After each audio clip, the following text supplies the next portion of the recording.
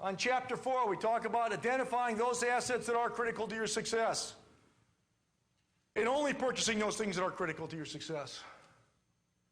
Emotional selection of location. The number one reason that people choose a location for their business is proximity to their own home. Who cares? Maybe the perfect place for our children's shoe stores.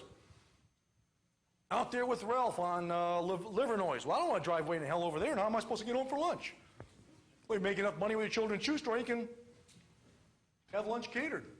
Make enough money with your children's shoe store, you can rent a whirlybird, like Monahan used to use, and land on the roof of the restaurant of your choice, maintaining his usual low profile, not 2 blocks from home. Here's something else to take into consideration. What side of the street do you want to be on? Your first name is? Carlene. Carlene and I need your help, consultants. If we decide to open up a party store, a 7-Eleven store, we better place that party store on the side of the street where people are driving on their way home. Boy, this is a good group. Because I don't care how good a salesperson she is, I don't care how cheap our prices are, no one's going to come into our store and buy a gallon of ice cream and put it on a seat and let it sit there all day long. Neither going to cross 19 lanes of traffic out here in Jefferson to come to our store when it can drive down 2 more blocks and pull right into somebody else's store. Do these things make any sense? Matter of fact, if you want it, on the way to work, I was driving down Jefferson tonight. They got, what's the coffee? I'm blanking on the coffee. Starbucks. Yeah, on Jefferson. If you go up there right around the bridge to Belle Isle, they've got one right there on the way into work, not the way home to work. Yeah, on the boulevard. Yeah, thank you very much. So choose the right location. No knowledge of attracting customers. You cannot be just another Me Too type of business. You've got to differentiate yourself. We call this the big D. How are you different? You've got to be different than your competition. If you're not different, they will buy where they've always have bought.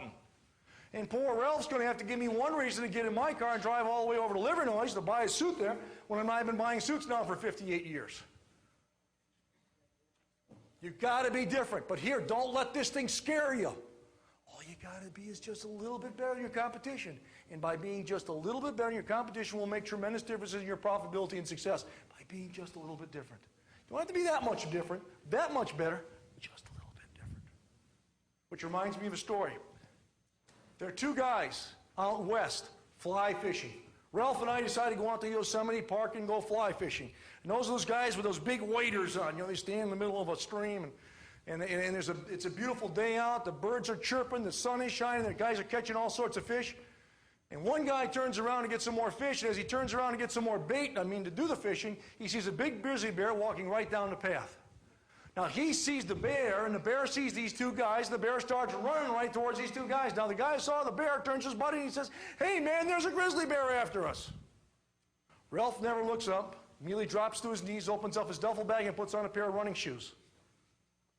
I say to Ralph, "Ralph, you don't think you'll be able to outrun that bear, do you?" Ralph says, "Hell no. All I got to do is outrun you." That much better. Oh, they like the bear mauling jokes. Yeah. Pseudo-political economic humor does not go over. They like the bear. Write that down. In a few minutes I'll tell you what to use, what not to use, but you got to be different. Failure to seek professional advice in Chapter 5. You're going to have to deal with the suit people. These are the egomaniacs of the business world. They charge $150 an hour plus. They're the accountants, the lawyers, the insurance agents, the bankers, the consultants. How do you know and you can't be an expert in everything, so you're going to have to rely upon these people. How do you know if you got a good one or not? How do you know where to find one that's reasonably priced? We show you how to put that together, that suit group in Chapter 5. Right now, National Real Estate Network has a limited time offer.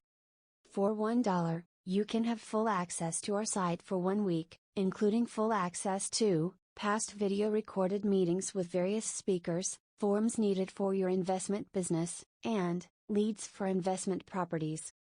Be sure to click the link in the description, and thanks for watching.